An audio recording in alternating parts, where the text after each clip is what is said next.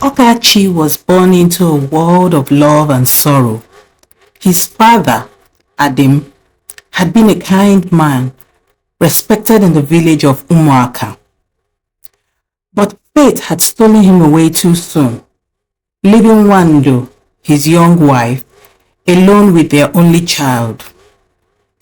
As tradition demanded, Adam's brothers were expected to care for his widow and son. But they did not. Instead, they saw Wando as a burden and a woman to be controlled. The village elders and her in-laws insisted she marry Adam's younger brother, Chigozie. They called it keeping the family together. But Wando saw it for what it was, a way to rob her of her freedom. She refused. She stood her ground, even when they called her stubborn and cursed her for rejecting their ways. She clung to her husband's memory, his love, and the home they had built together. But her defiance came at a cost. Okachi and his mother became outcast in the family compound. Adam's brothers ensured they suffered, denying them food, isolating them, and spreading lies about Wando's character. The whispers followed her wherever she went, words sharpened like knives, cutting into her dignity. "Why don't we leave, Mama?" Okachi asked one evening. He was barely 10, but he had seen enough cruelty to understand. "Let's go to your place." Wando sighed, pulling him close. "This is your father's home. He loved and respected me. I will not abandon it." But love did not shield them from the harshness of reality. The years passed, and Okachi grew into a bright young man. His mother worked tirelessly, selling akara in the market to keep food on their table. Okachi did his best to help, running errands for traders, carrying loads, and fetching water for those who could afford to pay. But the village never forgot. No matter how hard Wando worked, no matter how good Okachi was, they were always the ones who had defied tradition, the ones who had insulted the elders, the ones who did not belong. One evening, Okachi came home to find his mother sitting outside their hut, her face buried in her hands. "What happened, Mama?" he asked, his heart pounding.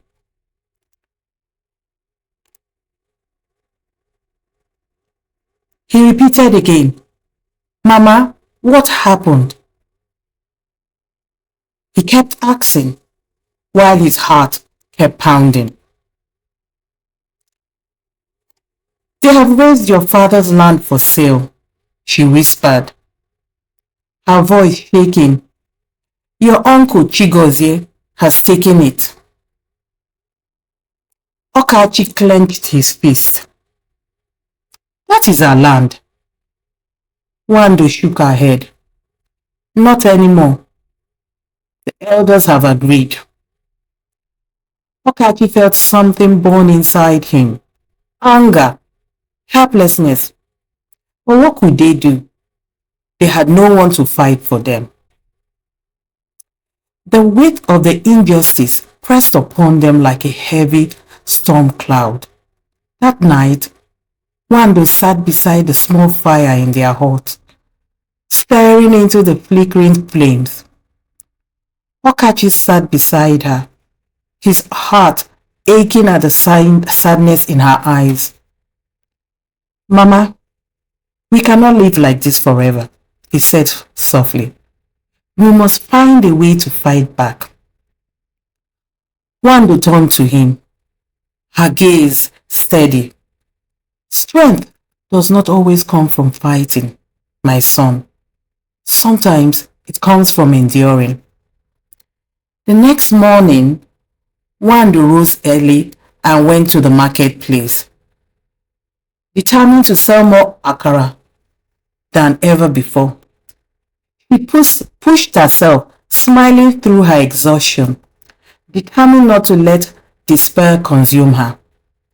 Okachi, inspired by her resilience, found extra work at the mill, carrying heavier loads than before, saving every penny. But life in Umuaka remained difficult. Their neighbors watched them with cold eyes, treating them like outsiders in their own land. The children whispered cruel jokes about Okachi, and even the traders at the market sometimes refused to buy from Wando, influenced by Chigode's lies. One day, Okachi returned from the mill to find his mom sitting under the old udala tree outside their hut, her hands trembling as she tried to count her earnings. "I will go and speak with the elders," he said firmly. Wando reached out and grabbed her son's hand. "No," she whispered. "They will not listen." "Then what will we do?" he asked, frustration thick in his voice. He smiled gently. "We will survive, and one day the truth will set us free." And so they endured. But Okachi promised himself that he would not remain trapped in Umuaka forever. He would find a way to carve out a future for himself and his mother, even if the entire village stood against them. Okachi found work at the village palm oil mill. It was hard labor, but he was grateful he saved every kobo, hoping one day he could build a better life for himself and his mother. One morning, as he arrived at the mill, a crowd had gathered. A man's voice boomed above the murmurs. "Okachi is a thief." It was Chigozie. Okachi's breath caught in his throat. "What?" "My money is busy," Chigozie continued, "and someone saw Okachi near my house last night." "I didn't take anything," Okachi protested, his voice trembling. "I was at home with my mother." The villagers muttered, their eyes filled with suspicion. They had waited for this moment, a reason to cast him and his mother out completely. "Liar," Chigozie spat. "If you are innocent, swear before the gods." Okachi's heart pounded. He knew how this worked. The elders would take him to the shrine, and if the gods did not strike him down, it would only mean the gods were slow, not that he was innocent. The whispers grew louder. Some villagers took it upon themselves to ask Okachi, "Are you sure you did not take Chigozie's money?" While others shook their heads in pity. Others nodded in agreement with Chigozie's accusations. Okachi turned to the elders, hoping for fairness, but their eyes were already set against him. "Take him to the shrine," someone called. Just then, Wando rushed into the crowd, her wrapper barely tied in place. Her breath was heavy. Her eyes were blazing with fury. "You will not take my son," she cried. "He is innocent." The elders shook their heads. The gods will decide. Wando grabbed Okachi's hands, but the villagers pulled them apart. He felt his mother's grip slip. Her eyes drowned in the chants of the crowd. Okachi was dragged towards the shrine, his fate no longer in his hands. The shrine was quiet, eerily quiet, as Okachi and his mother stood before it. The villagers gathered behind them, a sea of eyes watching, judging, waiting. The air was thick with smoke from burning incense, and the scent of palm oil and old dust clung to everything. The shrine priest, a hunched man with grey hair tied in a knot, stepped forward slowly. His voice was hoarse as he chanted the ancient rites, calling on the gods to reveal the truth. Okachi's heart pounded. His hands were clammy. The guilt of something he hadn't done pressed down on him, not because he believed he was guilty, but because he knew the outcome had already been decided. The ritual was not for justice. It was for formality. The elders had made up their minds long before today. When the rituals were complete and no sign came from the gods, no shaking earth, no sudden storm, no deadly silence, the priest looked up.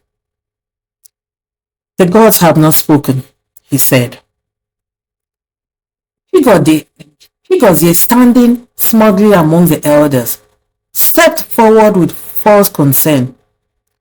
This is because the gods are patient, but we, the living, cannot wait. This boy is cursed. His mother is stubborn. Their presence defiles our land. The crowd murmured. Some nodded. Others looked away, discomfort flickering across their faces. But no one spoke up. No one dared to challenge Chigozie. The head elder rose, his staff in his hand. Okachi, son of Adim, and Wando, widow of our brother, you are hereby banished from Umuaka. You will leave before the next full moon. If you are seen on this land, after that time, you'll be treated as intruders. Wando gasped. Please, this is my husband's land. This is my son's inheritance.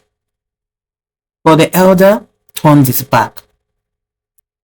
Chigozie smirked. Let the gods shelter you elsewhere.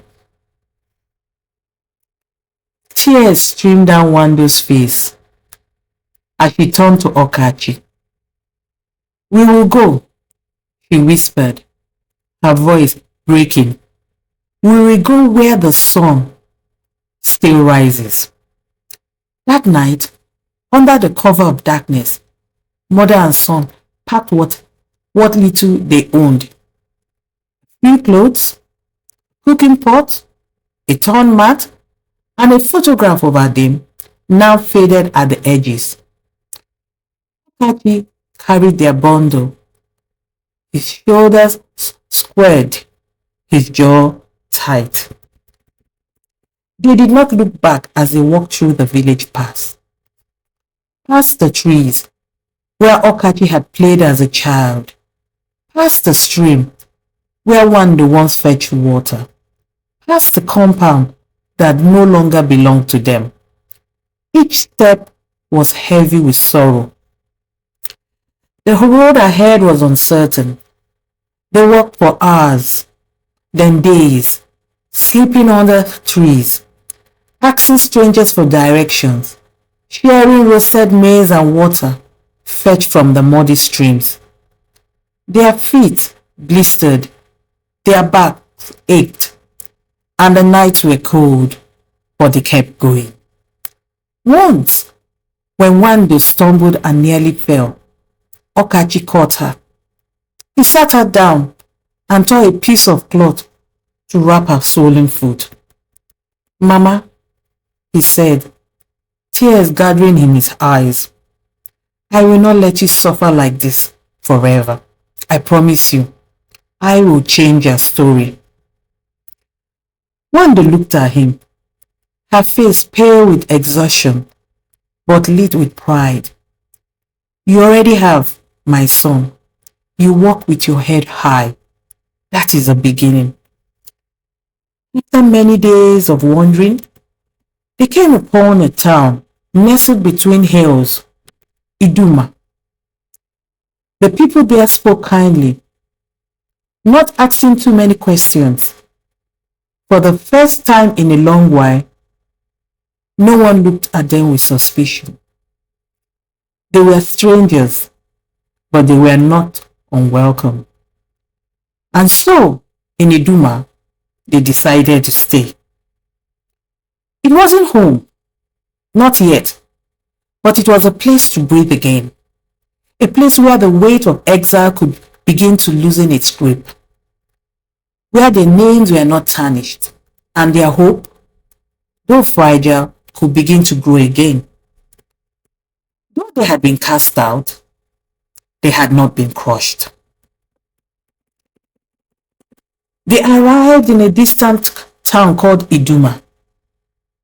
Like I said, nestled between soft hills and farmlands, where the breeze smelled of rain and roasted corn.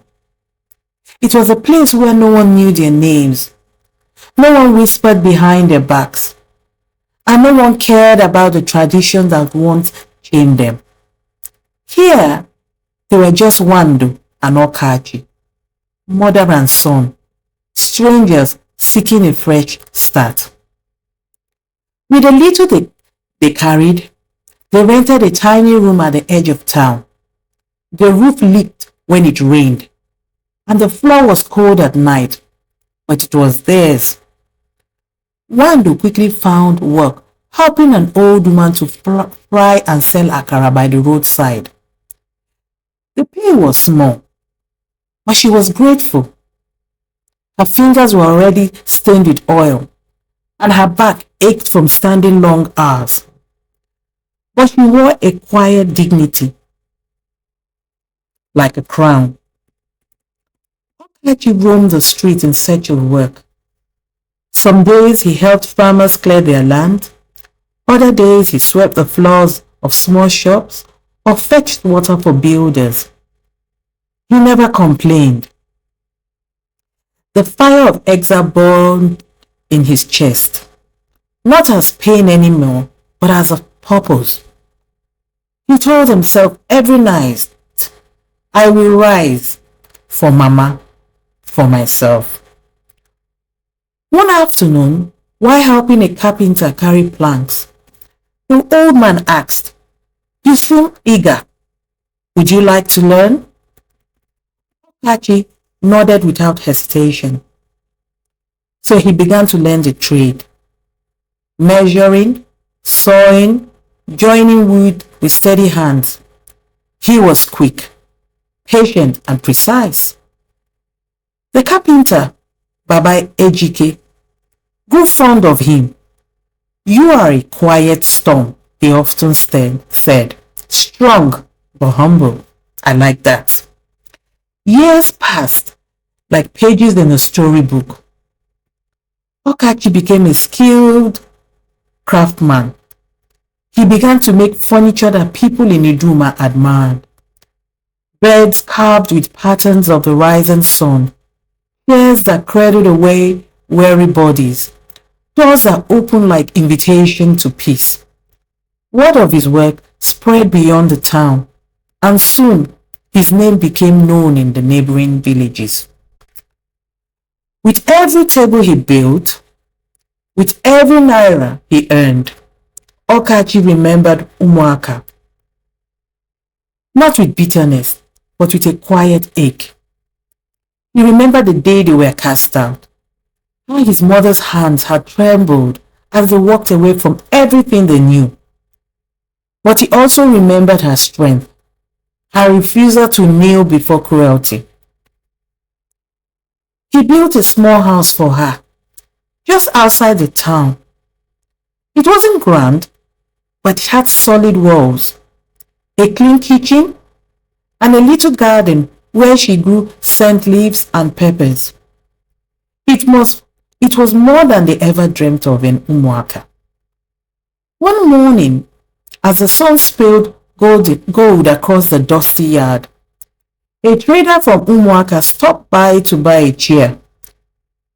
Squinted at Okachi. You look familiar. Okachi smiled, his hands covered in sawdust. I don't believe we've met. But the man's eyes widened. You are Wando's son, Okachi.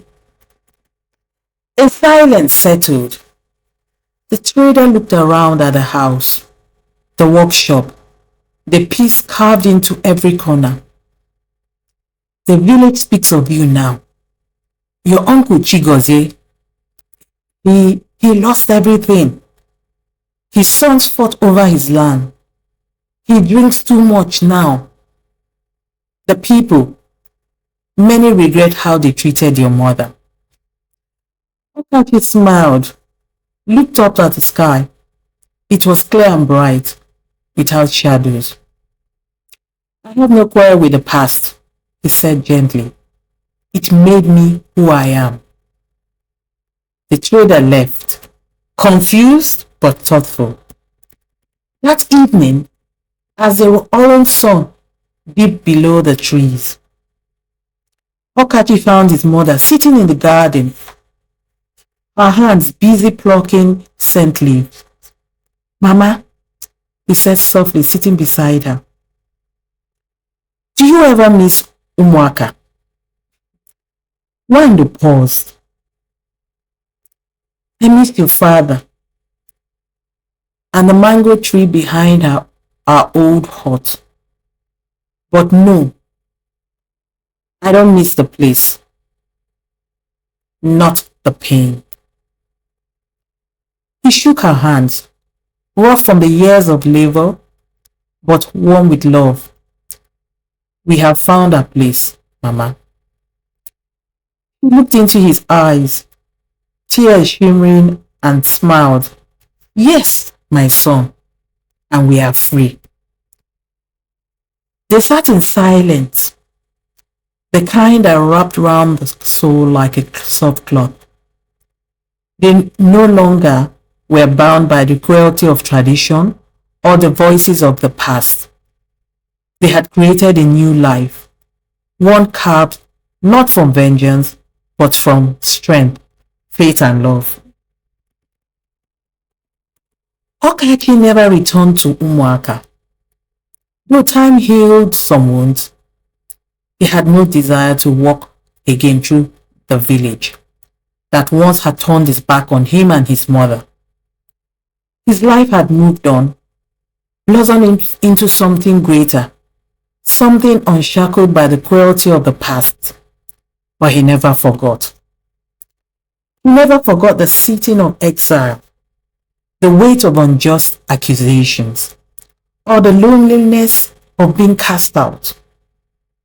And he never forgot the one person who had stood beside him through it all, the woman whose strength had carried them when everything else had crumbled. His mother, Wando. Her name became a sacred word in his heart, a symbol of endurance, love, and grace. And that was enough.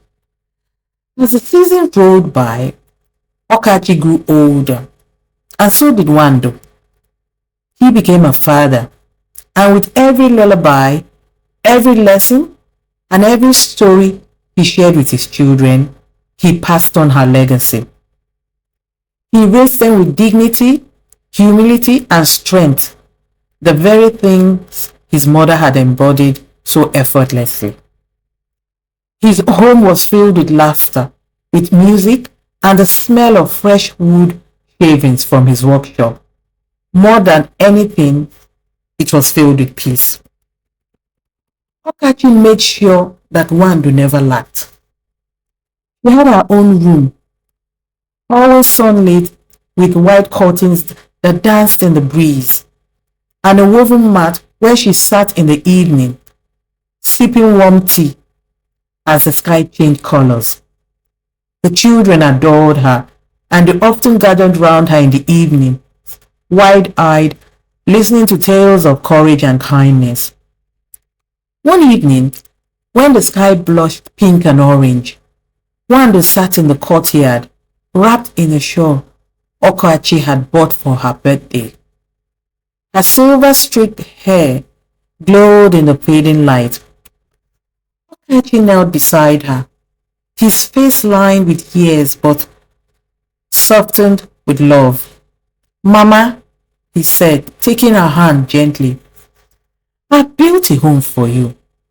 One where no one will ever call you an outsider again. One where your name is honored, not shamed."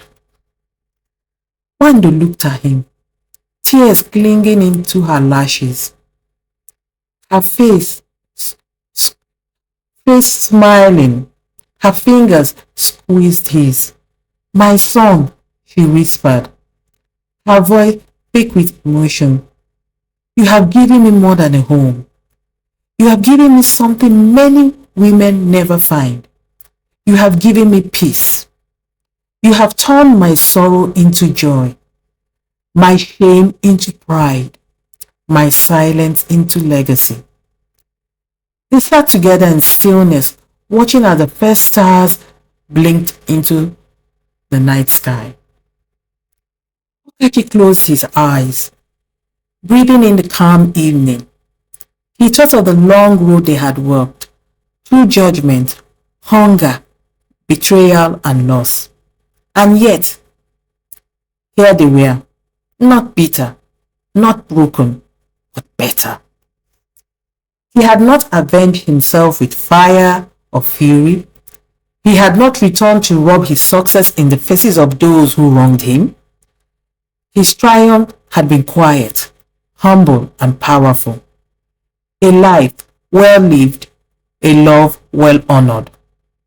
As the stars shimmered above them, Okachi smiled. They had not just survived, they had overcome. Moral lessons from this story. A mother's love is unbreakable.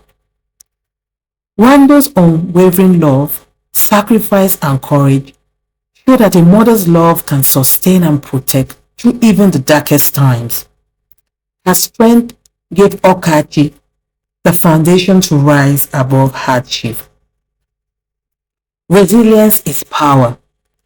Okachi and Wando endured rejection, loss, and exile without losing their dignity. Their quiet resilience proved more powerful than revenge. True strength often lies in resilience. Injustice does not have the final say. Though falsely accused and cast out, Okachi eventually triumphed. The story reminds us that even when wronged, truth and integrity have a way of shining through in time. Tradition should not justify oppression. Wando's refusal to be forced into marrying her late husband's brother highlights the importance of questioning harmful cultural practices. Not all traditions are just or sacred. Success is best measured by peace, not revenge. Okachi did not return to humiliate those who hurt him. Instead, he built a meaningful life and found peace. True victory is not in retaliation, but in healing and wholeness. Gratitude sustains the soul. Okachi never forgot what his mother did for him. His gratitude shaped how he treated her, raised his children, and lived his life. Gratitude keeps our heart grounded and compassionate. Your past does not define your future. Though branded a thief and outcast, Okachi reshaped his destiny through his hard work, humility, and hope. Where you come from doesn't limit where you can go. And finally, the power of forgiveness. Even after hearing of Chigozie's downfall, Okachi held no joy in his uncle's misfortune. Forgiveness freed him from bitterness and allowed him to build a better life. The end. I hope you've enjoyed this story. As usual, please like, share, and subscribe. Bye.